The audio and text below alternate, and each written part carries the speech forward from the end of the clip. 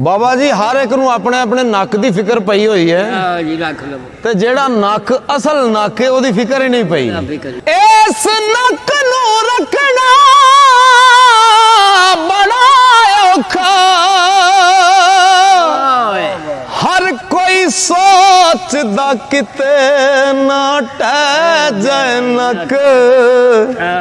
किते रहिंदा नहीं नक वखाण जोगा जिदा विच बरादरी लै जाए नक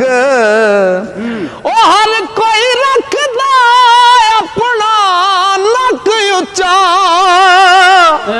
हर कोई सोचदा किते ना लै जाए नक उस नक दी आतफा फिक्र करिए